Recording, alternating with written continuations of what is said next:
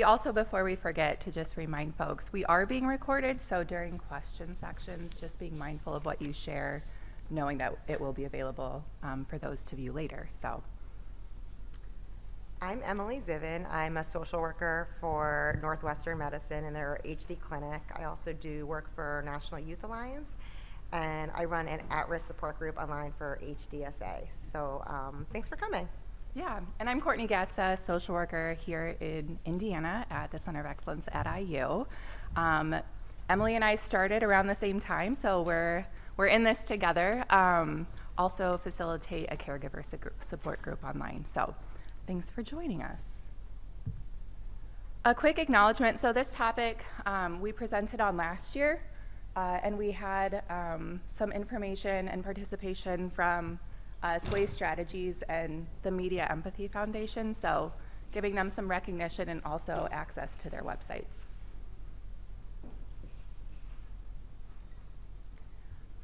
Our goal today is to talk about stigma and how it impacts Huntington disease and for everyone who's living with Huntington disease within their families.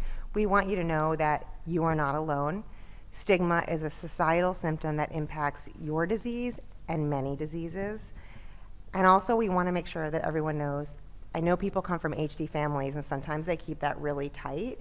And it's also important to learn how to build your community and love the people that love you and help and when you're doing that, combat HD and teach people about what you need and what you're living through. What is health stigma? Does anybody want to participate or tell us what you think health stigma is? We should have done some warm-ups. We'll be giving some shout-outs to all frequently, so no pressure. It's okay if you don't want to talk.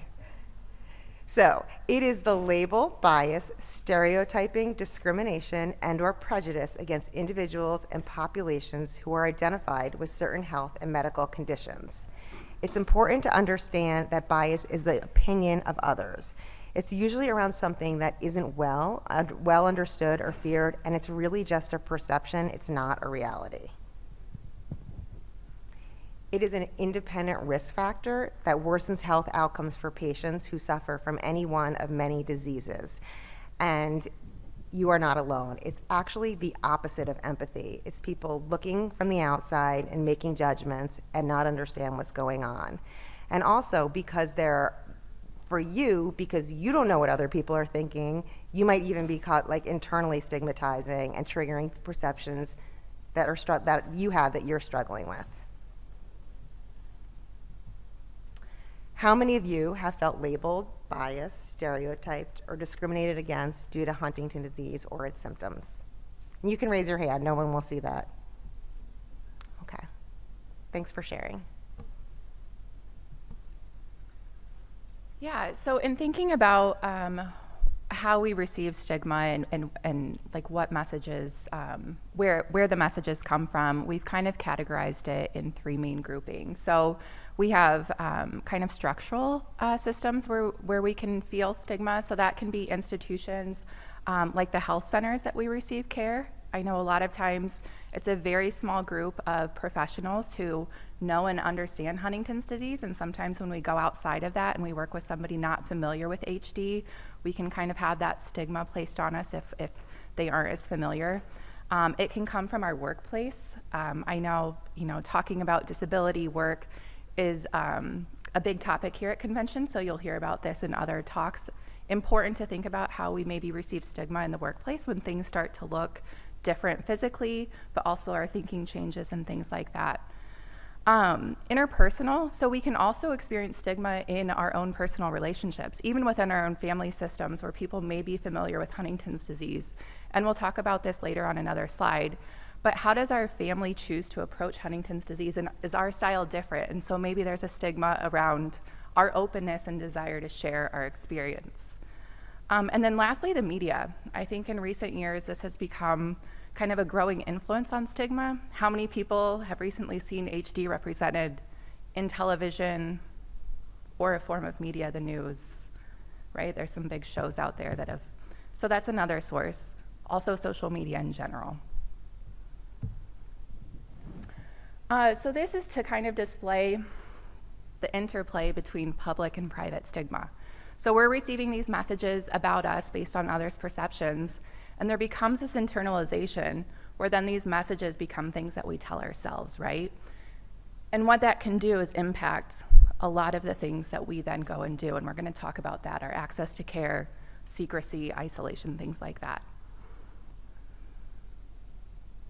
And so our own internal thoughts and stigmas, it just continues a cycle. All right, another poll, crowd participation again. So raise your hand, how many of you have internalized stigma and judged yourself, labeled yourself, etc.? And this doesn't have to just be HD, right? We're here because of HD. This could be for many reasons, like Emily shared. What was that? Oh, okay. So as Courtney mentioned, the media has become a really important player with stigma. And some diseases have done a really, really good job at normalizing, like talking about diseases. Like ALS had the bucket challenge probably 10 years ago, ice bucket, where people were pouring ice on their heads and being like, I'm doing this for someone I love or someone I know. And that was really, I think, impactful for that specific disease because A, they raised a lot of money, and B, like 12-year-olds were doing this. And so it was a really good way to bring awareness around that disease. But also with Huntington's, it's really hard because do you want to share that, like, A, you come from a Huntington's family? Because there's an implication for that for you, for your cousins, for your family, for everybody. And so it's important to figure out how you want to use social media that can work best for you. Like, I know sometimes when people go to walks, and you don't have to even say, like I'm going for my grandma. You can just be like, someone I know has Huntington's disease. I'm walking for them. And just also, like, if you want to talk about what's going on in your life without displaying like the implications of what Huntington disease is, like an easy flip would be like neurodegenerative disease, where it's like people would then understand a little bit more without understanding the genetic implications. So just kind of talking about how social media can be bad or good for stigma, especially like in the corner there's like AIDS. Like in the 1980s, HIV/AIDS was terrible. Stigma was terrible, but because of treatment and advocacy, they've done a really good job of like normalize people living with HIV/AIDS. 97% of people with disabilities feel discrimination. So for someone with Huntington's disease, a lot of that can happen with the physical manifestations. And some of the things that we've talked about is, and I'm going to assume a lot of you know what I'm talking about, is like someone going outside and maybe being a little wobbly and having a slurred speech, and then what are other people thinking? And it's really hard for you and your family. Or it's like, even if you go out to dinner and someone's a little bit wobbly, it's like, you know, take a look. Are people looking at me? And actually, one of the things I just kind of want to add in this that we've talked about yesterday in National Youth Alliance is a preemptive strike for that is sort of thinking about how you want to communicate with people when you're out. Like if you go out to dinner and you're at a restaurant with someone who maybe is a little bit sloppier when they're eating, have a card, like think about what you want to say in the restaurant. Like, hey, my loved one has a neurodegenerative disease. We might need a little bit more space and a little bit more patience. We might make a little bit more mistakes. Because I think openness and kind of sharing what's going on with the people around you, whether they be loved one or strangers, will help reduce that stigma for you as you're going on this journey. And another big piece for stigma is mental health disorders. I think the world has gotten much better about mental health in general, but 33% of people are scared of other people with mental health disorders. And it's important to be able to also communicate about that, because with Huntington disease, that's the hardest part to treat. And so being kind to yourself, being kind to your loved ones, and knowing that this is nobody's fault.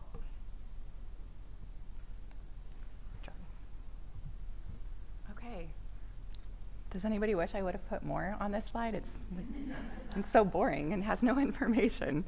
So we wanted to kind of, we talk about health stigma. It exists for a lot of, health conditions. It exists in a world where we don't know a lot, right? People people have fear, they have judgments. So how is this specific to Huntington's disease? And I think we've talked some about some of these factors, but so imagining that internalized stigma that we feel, right? The stigma that we feel from others that we create in ourselves. So that's kind of where we're starting from. And what are those influences in Huntington's disease? So I'm gonna kind of go around the bubbles and just kind of give some examples, and please jump in as I forget some. But I'm gonna start with our relationships, and I know I mentioned this already. Really, our family's history and approach to communicating about Huntington's disease. If not your family, you might know a family in the community who chose to not talk openly about it, and generationally that might have shifted over time. And how does that shift sometimes impact what other family members say to you or say about you that you then hear in some form or feel in some capacity? And then how does that affect our willingness to seek out support and eliminate the isolation that's maybe being created? Can I add to that? Absolutely.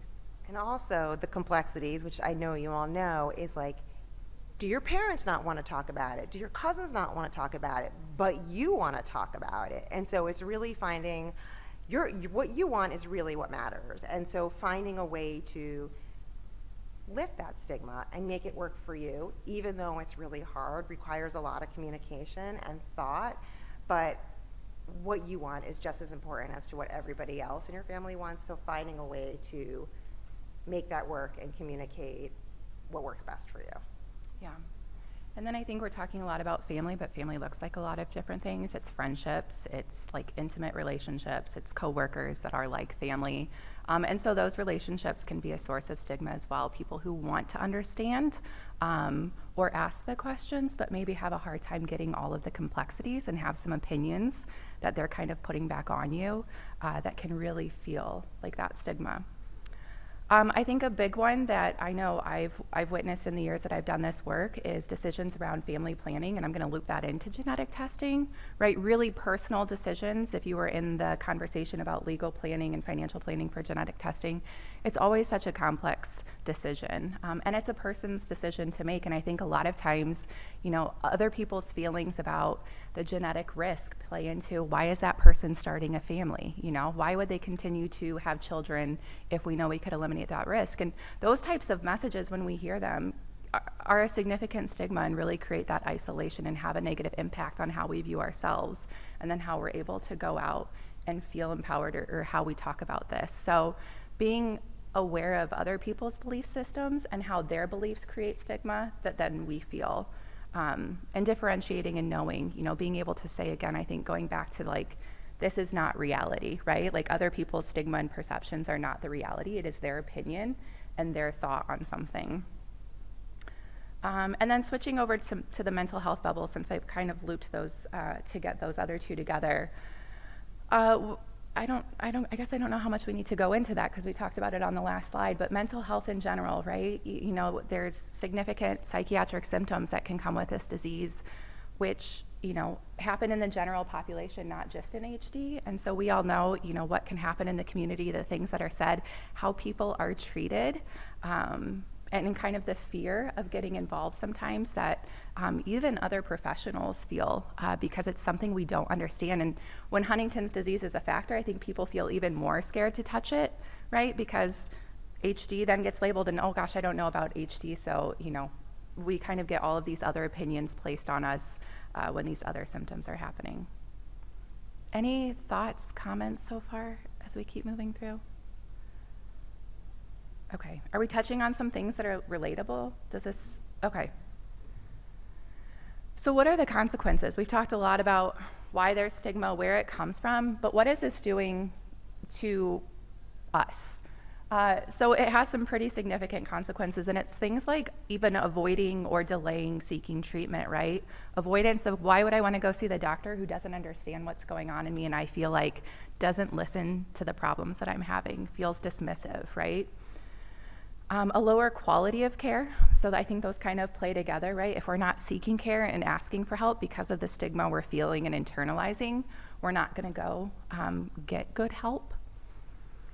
The secrecy we've talked a lot about. I think the one I wanted to, secrecy.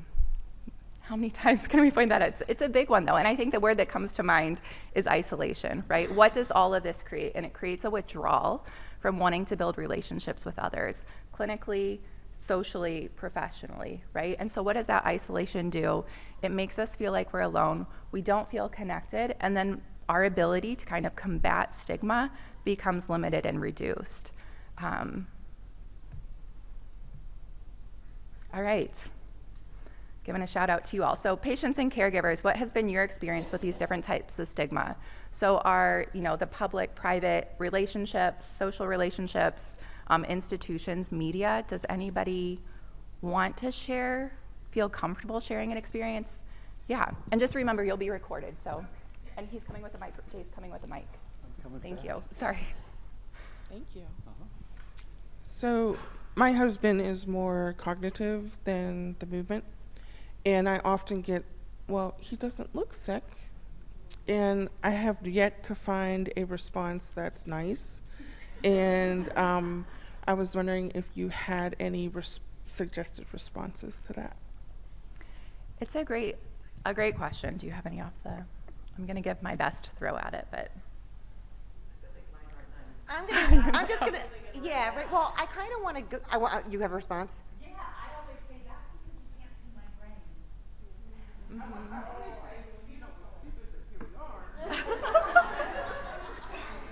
here we are. I want to bring it back to like adults and children with Asperger's, right? They actually look very neurotypical, but communicating with them and their social skills, like they don't look like anything's wrong, but for those people, communication, sometimes learning is really hard. So it's different, but it's the same. So I think having the words to be like, he has a neurodegenerative disease, and the thing he's struggling most with right now is his mental health. And I think it's like, then they're like, and honestly, can I tell you and if there are people that you love, can I ask for your help? And actually, this is like, just I want to add a piece to this, because I also run a caregiver group in my neighborhood for HD, and we often talk about like people shutting down and not helping. And I think it's really important when you come from an HD family to tell people what you need, like, because people want to help, but they're really, really afraid. You tell them. Okay, good. So I think just come back at them with facts. Like, this is what's going on. It's hard. I'm doing my best. We're doing our best. And I'm happy to answer any questions you might have. I think too, the example of, again, I guess it depends on how much time you have to have a response, but I think something even as common as a sore throat. I can't see that you have a sore throat, but you're telling me you don't feel well. So I think that there are more common things that we can use to remind people that illness isn't always physically noticeable. And you can maybe let them know too that that's the hardest part of your experience, right? Like, we're actually going through a lot in this journey. And a lot of it isn't going to be seen. So it might be important for you to know that what I'm telling you is true. It wouldn't be something that we're making up. And just a reminder that there are lots of common illnesses that aren't physically noticeable, but are real. I wouldn't question your sore throat. So maybe we can find some more relatable examples to remind people, because when we think of disability, a lot of people think of physical disabilities, visual disabilities. And so I think that's like a general cultural stigma that we have in our country, regardless of disease. This isn't HD specific. So any way that we can kind of provide little glimpses and reminders of what all is happening, I think, is that helpful? Yeah. Anyone else wanted to share? Donna. Well, I've had a few different experiences with the stigma. My husband did not want to acknowledge that he had HD. And Sorry, Jay, where are you? You're all right. Oh, okay. Oh, the guys running the thing are saying, give her the mic. microphone, okay. please. I've been overruled. Sorry. Try to talk lower. So my husband had HD, and he denied the fact that he had HD, did not, but it was clear he had a lot of chorea and everything. And I wish I would have known to carry a little card with me that said, my loved one has HD. Here's some of the symptoms you may see, which would have alleviated a lot of the problems we had going out to dinner. Or if he was out of meds, he'd go yell at the pharmacist, or, you know, things like that. It'd be nice to have something like that around going, take this, without me having to say it out loud and upset him even more that he had ADHD. And then I have a daughter with HD. She will tell everybody under the world her story. Anytime you ask a question, she is so willing to share. You know, so that's, and I don't know that she's received any discrimination because of it, but she's very open with it. And then I have a son who's not tested, who isn't, we don't know his genetic status, but I can see it, the things that he isn't willing to open himself up to, relationships, to get married or to have children, because I think in the back of his mind, he's waiting for the symptoms to appear, but I'm not ready to get genetically tested. Yeah. Thanks for sharing all Yeah, this. I think stigma, actually, what you like talking about your son, stops people from moving forward. Like, he doesn't have this information, so is he like, I'm not gonna get married, I'm not gonna have kids, and that's so hard, because that's not the rules. Like, you just because you might be at risk for HD or you gene positive doesn't mean you can't be a parent. And so I want to be a grandma. yes, yeah. It's so hard to balance and to teach people that it's okay to think differently, because it is hard to get out of that. Like, well, maybe I shouldn't. Well, maybe you should. Let's flip the coin. Like, maybe you can. I am definitely everything making you want. cards up, though, for my daughter. They do have them. Because her disease is slowly progressing, obviously, Yeah. and so it'd be nice to have something just for explanation purposes. There are HD ID cards that HDSA has. I don't know. Oh, really? I don't know the easiest way to get them. It does not give a lot of. It just says they have. Yeah. Yeah, and Thank you very much. I think too that example is helpful, because it kind of shows that difference that we're talking about, and we're going to get to a slide of what do we do about it, right? It's great to have this conversation, and sometimes it's like, okay, so what next? So we will give you some what can we do, but I think that's a good example of you know, talking about it, your daughter being open and sharing her experience and her journey, and then she's in control of what people know, right? And so it kind of eliminates that stigma of people making up their own assumptions and their own perceptions and then throwing that. I'm sure there's still some degree of that happening, but when you own what you want people to know, it kind of puts the power back in your hands and the ability to eliminate that stigma that people place on you. Anyone else want to share? Thank you so much for, yeah, right behind you if you want to pass the mic. And my wife had Huntington's disease and passed a couple of years ago. But when we first were diagnosed with it, she was misdiagnosed with early onset Alzheimer's. And so we had gone through a variety of treatments, and we finally went to a doctor who referred us to a good neurologist in Twin Cities, Minneapolis, Dr. Nance, and who instantly kind of recognized it, saw the chorea in her, and really helped us. The cards are excellent. Used them many times. We changed where we lived. We had lived we'd already sold a house and bought into an apartment, but it was not a 55 plus. It was just anybody could live there. And most of the people there were out working, so they never knew that she had HD. And so she was kind of hidden away and kind of kept quiet about it. So eventually we moved to an independent living apartment where everybody had a disease of something. There's about 100 people there. And so there was no stigma to whatever disease you had. If you had Parkinson's or breast cancer or HD.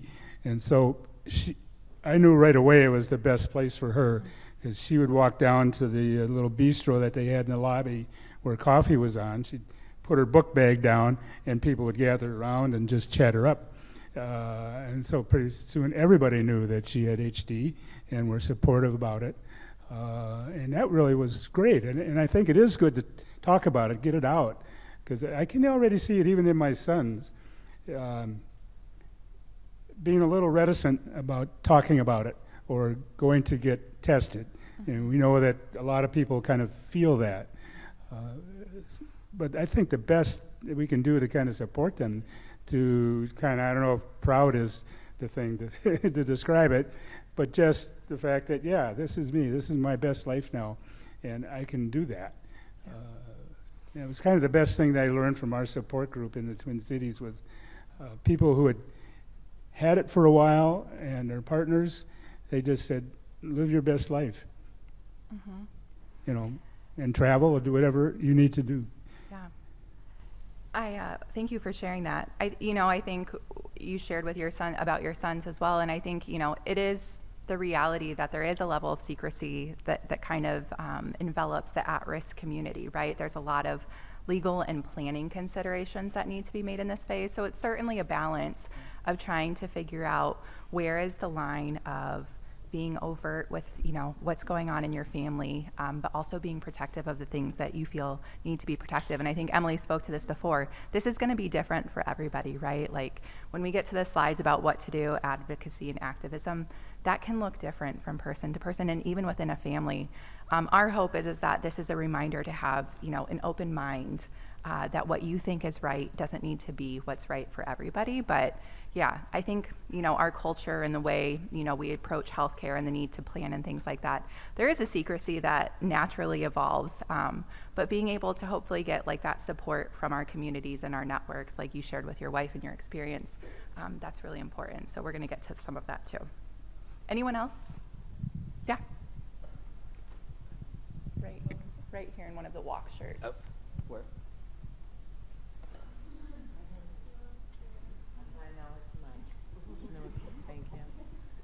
No, I just want to say that when my daughter's father, he used to take the girls, pick them up from school, they wouldn't let him have them because they thought he was drunk, made a big scene. Times when he lived in Jersey and I would bring my kids there every other weekend and they would go into stores to do shopping, they would tell him not to come back. And he was with his daughters. They'd tell him not to come back, he's drunk. So then I started like following him around everywhere he went and threatening every person. Afterwards, do never say another word to this man because he is sick. Yeah. And that's the only way I knew how to handle it. Yeah. Because my kids were with him too, Yeah, and they made him feel, the way they made him feel was horrible. Absolutely. And, he was Yeah, just going and to the store stigma that shopping. created in the kids at a young age of Yes, this yes. is not okay, right? It's not That- okay. But good for you. Thank But Good how advocacy. cool that your mom was like, I'm going to take care of your dad. Like, I mean, how amazing. It sounds like you weren't married anymore and you just... No, we were And divorced. you were still like showing your girls to show up. So Yes. that is amazing. Yes. Thank you. Yeah. Thank you. Yeah. Anyone else? Okay. I want to add one other thing Please. just to go back about like family planning, just because there's a lot of stigma around that. And there's a lot of stigma just because of religious stuff around like using science.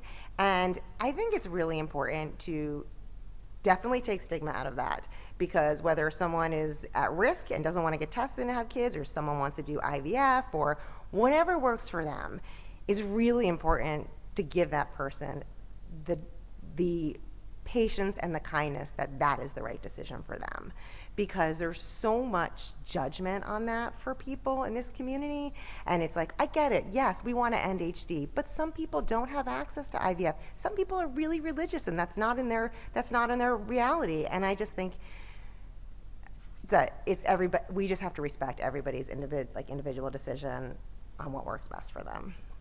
I can tell you with my family, we're Catholic. Mm-hmm. And my daughter's, at the time she didn't know she wanted to get into religious life or whatever, but she's always very convicted that she would never do IVF, she would never do an abortion. And there were people in my family that kind of were judging her for, why would you bring a child into the world that could have Huntington's, and that would, which made her feel diminished in what her value is, because,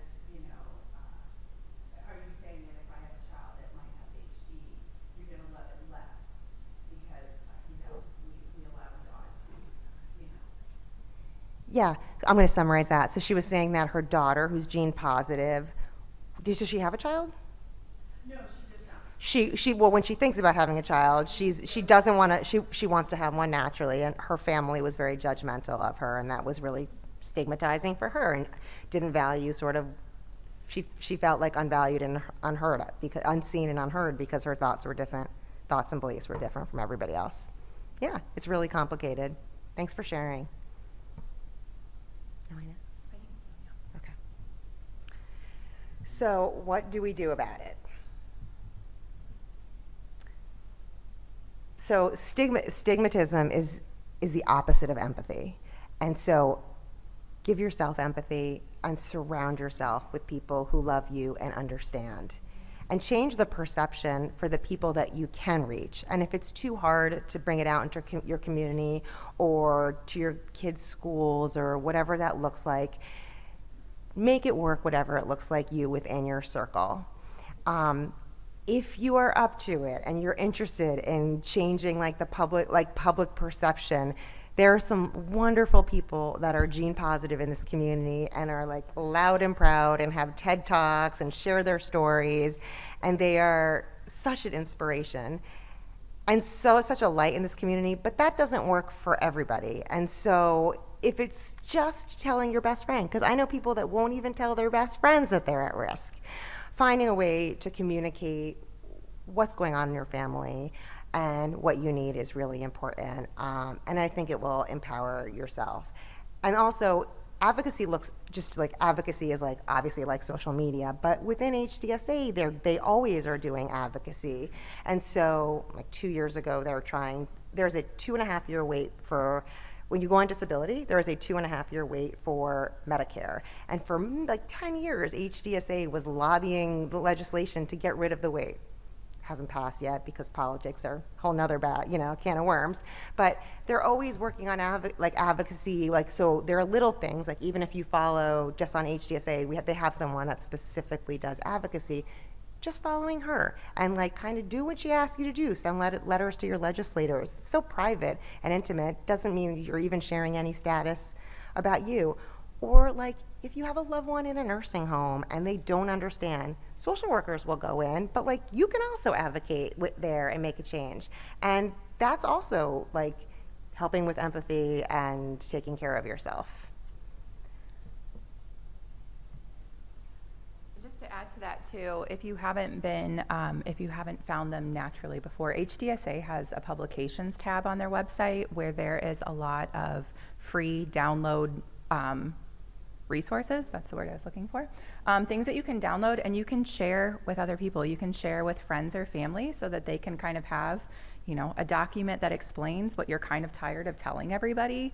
Same thing with clinical care. There is a publication in there that you can download or share with a clinical provider. I just did an in-service with a palliative care hospice program and did some education directly, but then also shared the clinical care brochure that's available through HDSA. So there's some resources that are there so that you don't have to go through the exhaustive work of explaining it again every single time. So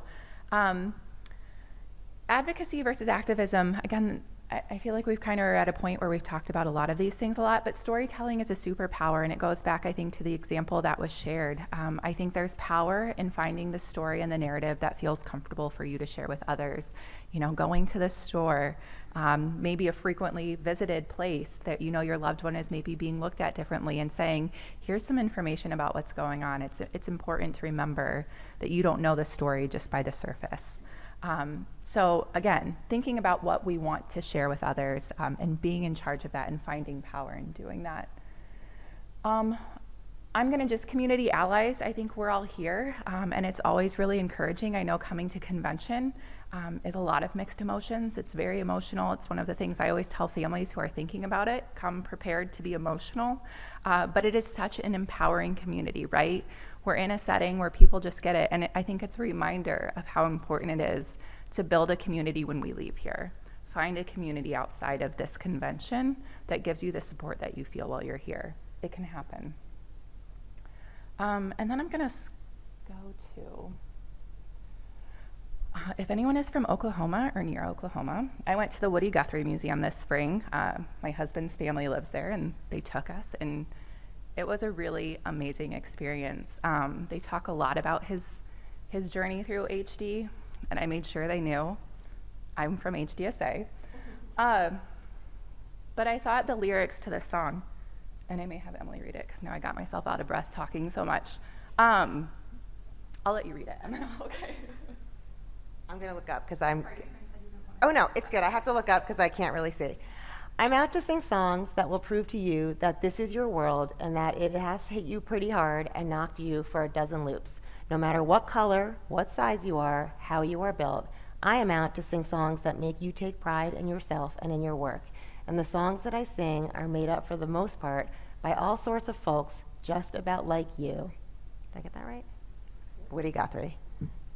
And so I just, as a reminder, like people have been doing this work before us. People are out there advocating. Prominent figures like Woody Guthrie, who before we even knew what Huntington's disease was laying the groundwork for advocating and activism. If you want to hear empowering messages, read the lyrics of his songs. You know, he was out doing this work before anybody told him he had Huntington's disease. And some of those pictures were from when he was admitted to the hospital, and it kind of showed his progression. But there's a lot of interesting documents at the museum. If you ever are in Tulsa, make a pit stop.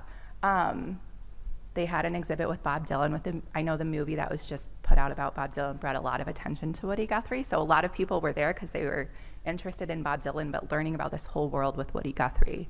So anyways, I say this, I thought those lyrics were extremely encouraging, right? And we're all different and we've all got something going on. And we are the writers of our story, and we can combat the stigma that people place on us. Thanks for reading that. Okay, we're not going to do breakout groups. We wanted to just kind of have these general questions to you all. I know I've really heard some neat stories from families over the years about what they've done and been able to do to advocate. Stories like starting a Team Hope Walk in their community where there wasn't one. Does anybody have something that they'd want to share about a way that they've advocated and fought stigma? Yeah, hang on, microphone. I did exactly what you just said and started a Team Hope Walk. I live in Bozeman, Montana, and when I found out about HD in my family, it was 2020, which was really rough and super isolating anyway. And so this made it even worse. And so I reached out to a social worker that I knew and was like, what can I do? And she put me in touch with Christine Greves, who does a Hope Walks. And we started the whole thing from scratch. And the first year we raised $12,000, and the second year we raised $10,600. And that money created a fund for a social worker who started a support group just for people from Montana, and there was nothing like that before. Nice and work. It was a lot of work. Yeah. It was more work than I thought when I started, but thank you. It's definitely, it's an effort, but what an amazing story. Good for you. And I think even outside of like fundraising, the community that you've built, right? Like a level of awareness in a community where there wasn't any, and probably a significant group of people who were impacted in some way that now had this outlet to join others and have that support and sharing their experience. That's awesome. Nice work. I'm just going to talk about experience with my wife's family. You talked about family members and who are not ready to deal with it and don't want to talk, and the isolation that can come from that. And in our case, in my wife's case, that became a two-way thing where there was either reluctance on one side, anger on the other, and we were not seeing her family, who she's had been close to her whole life, and it felt obvious. I think that in our case, there were some of our children who did visit the grandparents more frequently than we did. We weren't seeing them at all for a while, and would have some talks, even though there was denial in many family members, because there was no family history. It made it easier to be in denial. And it was just a case of, I think, individuals like my sons staying in touch, time, to the point where her parents were willing to come east and visit.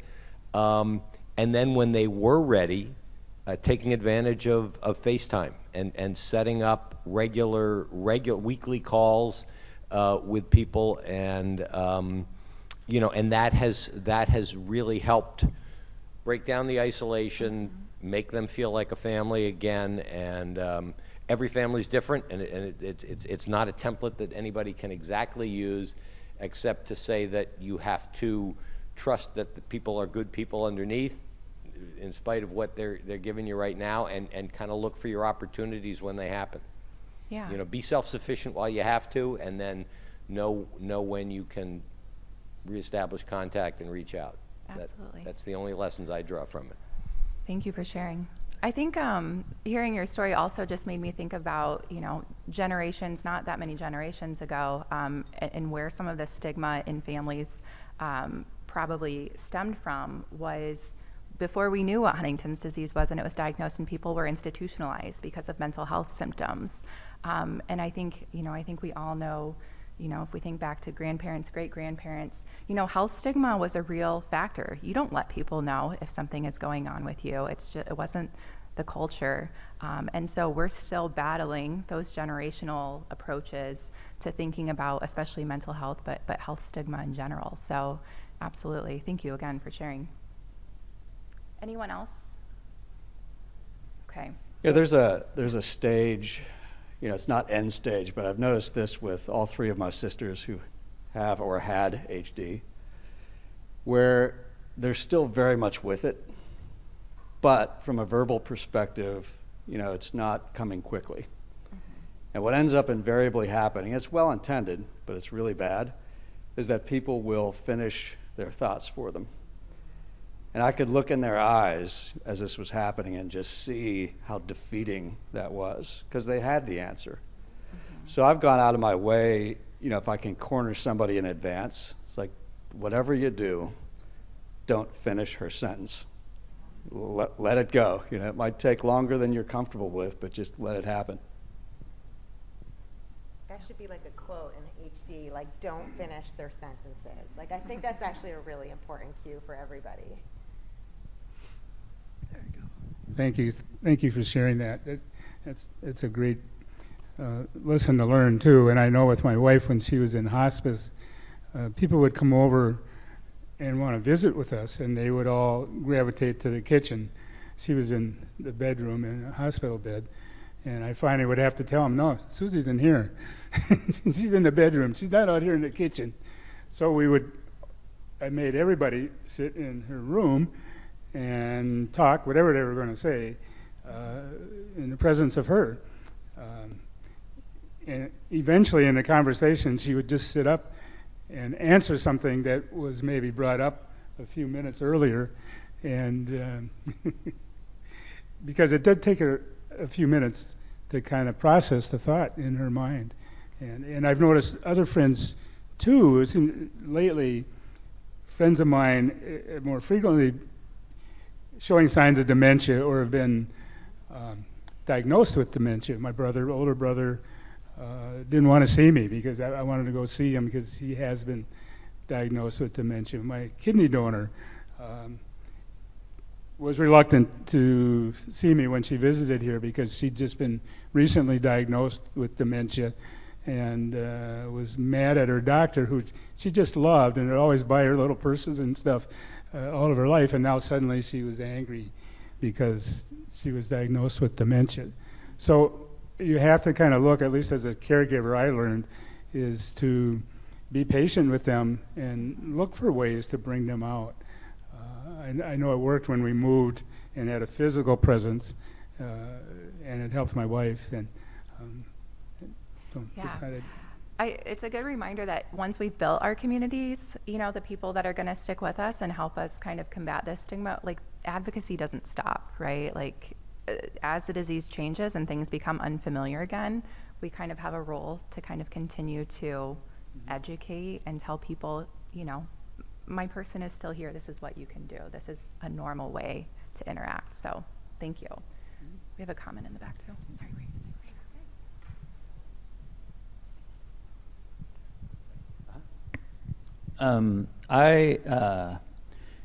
I think for me, the idea of advocacy began with how I can create a situation where my two daughters can feel open about about an honest approach with my relationship with their mother. She's here now, and so are my daughters. And so by creating conditions so that my daughters did not feel the stigma that might, for them being teenagers now, it's sort of like, it almost feels like a secondary thing that is, like Megan, my ex-wife, she has these symptoms, but it certainly doesn't define her at all. I mean, she's a very independent person, and I think that by maintaining a strong unit together, I think by extension, like my family is involved, her family certainly is involved, and that starts to extend outward to my friends, where I kind of speak about it in like normal terms, and obviously with an example of defying the idea of like what a former spouse is. Like, she's my ex-wife, but yet I love her very much, and she's a big part of my life. I think showing that in soft ways without having to kind of like vocalize that to anybody, I think that sets an example in and of itself, so that people, when they see her, because, oh man, when we go anywhere, people are definitely staring, but if we're at a school function and other parents or kids are watching her, but seeing how I am engaging with her as if there's no disability, only softly assisting her when needed, I think has been able to kind of like show in little incremental ways that she's just like anybody else. Also a really incredible gift for your daughters, because that is so hard to do. Like, marriage is hard, divorce is hard, raising kids is hard. And so kudos to like leaving the marriage but still being present. I mean, that's so hard, but that is such a gift for your kids. They need to see that, and that doesn't always exist in HD families, in any family that any family of divorce, but like to be able to do that is so incredible and really beautiful. And I think too, I'm just gonna name what I feel like you just explained. It's modeling like normal behavior, right? Showing other people how to behave, which feels like a parenting probably skill. But anyways, that's a really great, thank you for sharing that. That's really incredible that you've been able to do that. And I think, again, not just in HD, that's what the world needs to see, right? That people who appear different don't need to be treated differently. Anyone else? I know we've kind of covered these other questions and we have a few minutes. So does anybody feel like they've been able to change someone else's perception? Any examples of that? I think probably what you just shared is an example of doing so. Yeah, Jay, right over in that corner behind you, next or to that direction. That's her. So my mom passed away in September, and we opted not to medicate Korea at all. She was older, and she was falling more on the medicines than not. But I have to say that, I don't know if this is necessarily about advocacy, but it is about stigma. One of the places that I found it a little shocking was at the ER. Like, we joked, we were like, we're frequent flyers here, man, punch our card, you know us. But, every new doctor that came in, there were the doctors who were super compassionate, and then there were the doctors who had never seen the level of Korea she had before, and they were a little gawky. They were a little like, is that her baseline? And so, I don't know, as I've been thinking about this, like, that might be a community, to reach out to, like what those, what, and they were, I mean, I don't want to like, sure. I'm not trying to say bad things, but the doctors there was one man, he'd never seen it before, and he asked lots and lots of questions, and then he came back and he like got down on his knees in front of me and he was like, I feel like you maybe understand this disease better than I do. Yes. And I said, I probably do. And we just talked and talked, and it was so precious that it wasn't gawky, he was understanding. So I think the ER doctors probably have 1 minute of training on HD. So it's impressive that that person like took the time to ask you, because it's probably really busy in the ER. But also, if it's happening frequently, like if this for anybody, like I think having a piece of paper, print that or something out from HDSA and be like, I'm happy to answer any questions. Here's the baseline information for you. Like, come back after you've read it, and we'll figure out what to do for my mom. Yeah.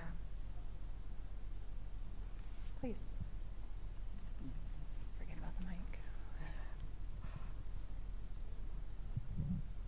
So I don't come from an HD family. I'm a research coordinator on an observational study, and our study is mostly with young adults. So they don't know their status, but they obviously come from HD families. And a lot of the times, though, like they'll be under 18, so we have to talk to parents, grandparents about, hey, can you tell your kids about this study? And I feel like I encounter a lot of parents who are like, oh, no, I don't want to tell my kids about this. I don't want them to go through that. And I want to be an advocate for research, but I also don't want to put anyone in an uncomfortable position. I've been working on the study for about 3 years, so I feel like I've learned a lot about the HD community and the stigma with it, but I just want to see if anyone has any advice. Like, is there anything I could say to kind of encourage people without crossing a line, or is it just like something that has to come in their own time, and because like research is so vital and some people are all for it, other people are not, and so I just wanted to see if anyone had any insight to that. We'll see. I'm going to tell you like a social work mentality that I go into some of these situations. This is place building blocks, right? Plant seeds that will be helpful messages as families work through their own decisions. But there is, this is something I've supported families through over the years. It's very difficult, parenting is hard. Talking with kids about, something so delicate to families is really hard. There's also a really good publication on HDSA, Talking with Kids, that has sections, you already know about it, that has things broken down into developmental stages, so parents can have a resource that frames conversations in a ways that reaches children throughout various stages of development, because it is a hard thing, and knowing that there, I think we have to also, I'm sure you are aware of this in research, the guilt that parents can feel, knowing that they have a child at risk, and that was, something that they had a part in, and so we have to also recognize that. But I think thinking about things like planting seeds that families can then have helpful information that they'll use over time. We don't always see the results of that, but we can get the foundation going. Sorry. And if they're open to research, but they don't want to use, you're doing HD research, is there a way to formulate a conversation around, their parent might not be sick, right? So they might not even know. So is there a way to formulate like, we're very passionate about brain disease, brain health, and so we're all going to participate in this research, and that's good enough because that's what it is, right? And so it's observational study. You're just asking questions and like over time. So I think there is a way, if they're there's a yes, no, and a gray phase for people, and so helping them get to a place where they have the comfortable language to get their kids into research. A lot of parents don't know how to speak to their children about, like, how am I going to tell my business? Oh my gosh. We didn't have a choice. My husband was already close to mid-stage, and it was clear he had a problem, and my kids were teenagers. But I think that as a parent, it was agonizing for me to have to talk to my children and explain that they have a 50% chance of inheriting the disease. And I can imagine it's even harder for parents with younger children because kids are afraid, little kids get really afraid of like thunderstorms and things that they have no control over. This is one more thing they don't have control over. So it's like the parents call and maybe you can advocate, say, how have you thought about how you want to tell your child? And is there some way I can help you with that? And that might be a good conversation to have. Thank you. Should we summarize? Oh, sure. Summarizing. Yes, just for those who are going to watch us online, she was saying that parents don't know how to tell their kids about HD because it's a really hard conversation and it changes the whole trajectory of their relationship. How do you tell a child that they have a 50-50 chance of getting Huntington disease? So finding a way to help those parents talk about their kids, providing them with resources, and just holding their hand as they're on this journey, because some people wait until they're much older, some people tell them right away. It's just a different journey for every single person. But it's never, I do want to add, it's never easy, and so we get that. Any other comments? Okay. What should we leave you with? What are you leaving here with? Hopefully the message, again, remembering what stigma is, right? It's other people's perceptions. It's not the reality. And we have the tools to combat that. And that's really thinking about what we need to build a community around us that breaks down those messages that other people hold to be true about us, and finding the power in our story. And leaning into the HD community, because it really is a beautiful community and people really want to lift each other up. And so finding your people here, online, whatever it works, I just think the people who come from HD families understand exactly what you're going through. And so finding those people to help you on this journey is really important. And you can create it. Our example of somebody who started a walk in a remote area where there were really no resources. Starting a walk became starting a support group, and now a whole network of people that I'm assuming you know that you can go to that get what you're going through. So it is possible. It does maybe take a little extra work, but ask for help, right? That's the other thing Emily said. Some people want to help. Ask for specifics. Saying, yes, I want help is a great message, but people don't know what to do without it. It usually results in a casserole. And maybe you're tired of casseroles, right? Like maybe you don't like green bean casserole anymore. So, and this is our contact information. We are happy to follow up with anybody after today. We're around all weekend too, so you can find us and stop us. We, Thank you for your we would like to participation. thank Thank you. Emily and Courtney, the two finest social workers in the land. You're right.